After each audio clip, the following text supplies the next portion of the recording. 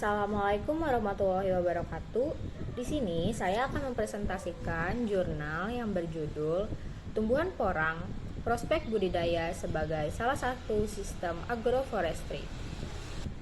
Sebelumnya, perkenalkan, nama saya Adisa Salsabila, NPM 19 14 15 10 18 dari kelas Kehutanan C, jurusan Kehutanan, Fakultas Pertanian Universitas Lampung. Di sini saya memenuhi tugas mata kuliah pengelolaan hasil hutan bukan kayu. Baik, pokok bahasan yang akan dijelaskan yang pertama yaitu pendahuluan, lalu metode penelitian, hasil dan pembahasan, terakhir kesimpulan. Yang pertama, pendahuluan. Di dalam pendahuluan terdapat latar belakang. Yang pertama yaitu ada definisi porang, lalu penyebaran porang, yang terakhir morfologi dan kondisi ekologis porang. Di sini terdapat taksonomi porang.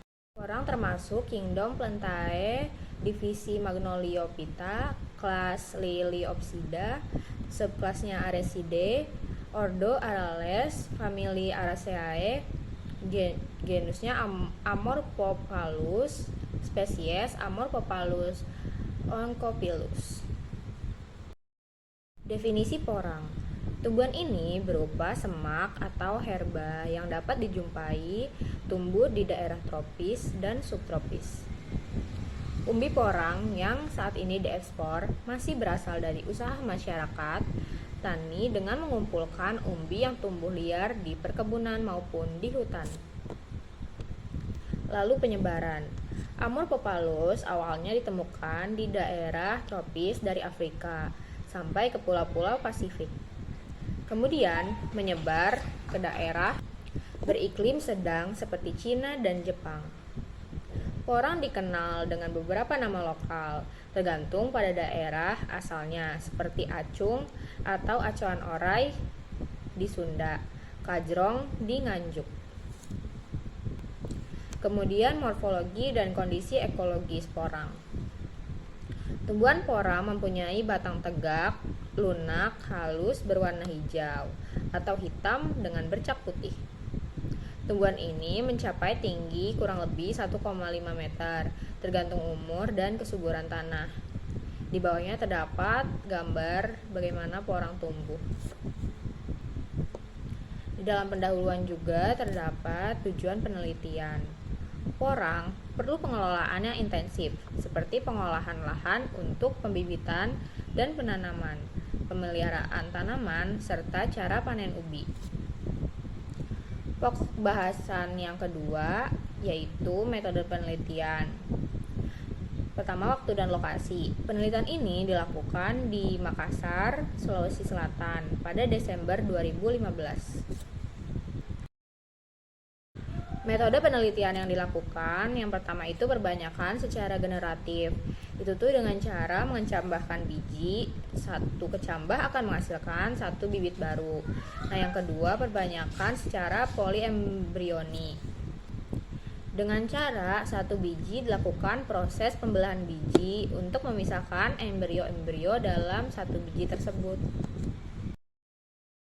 Selanjutnya siklus porang. Satu periode siklus ini berlangsung selama 12 sampai 13 bulan atau setahunan.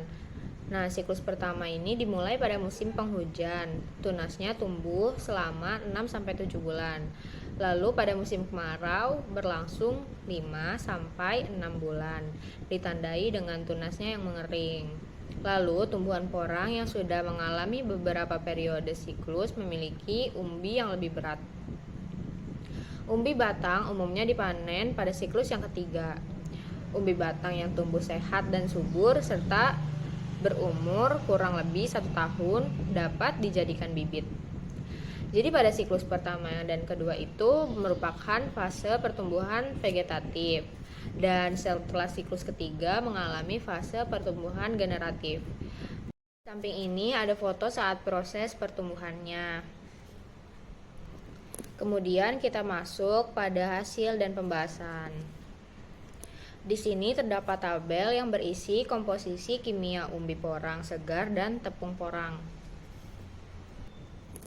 Kadar glukomanan pada umbi ini dipengaruhi oleh berbagai faktor, antara lain jenis tanamannya, umur tanaman, lama waktu setelah panen, perlakuan pengeringan, bagian yang digiling, dan alat penggiling yang digunakan.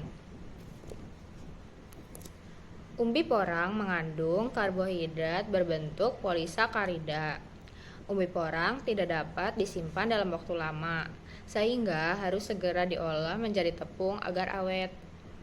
Pengolahannya juga harus cermat, karena mengandung kalsium oksalat berbentuk jarum yang menyebabkan rasa gatal dan zat konisin penyebabnya untuk rasa pahit. Kemudian ini terdapat tabel yang berisi standar mutu untuk tepung porang. Kemudian ada foto chip porang dan tepung yang kasar. Di bawahnya juga terdapat tabel yang berisi standar mutu untuk keripik porang.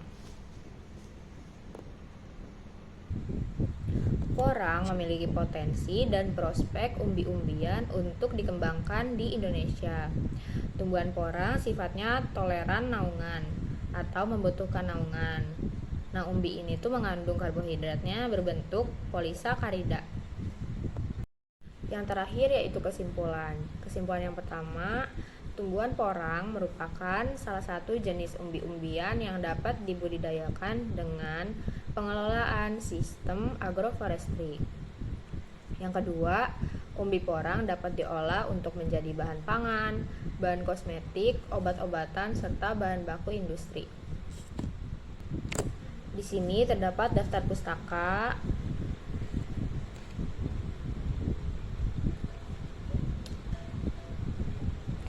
Sekian presentasi dari saya, kurang lebihnya mohon maaf. Wassalamualaikum warahmatullahi wabarakatuh. Terima kasih sudah menonton.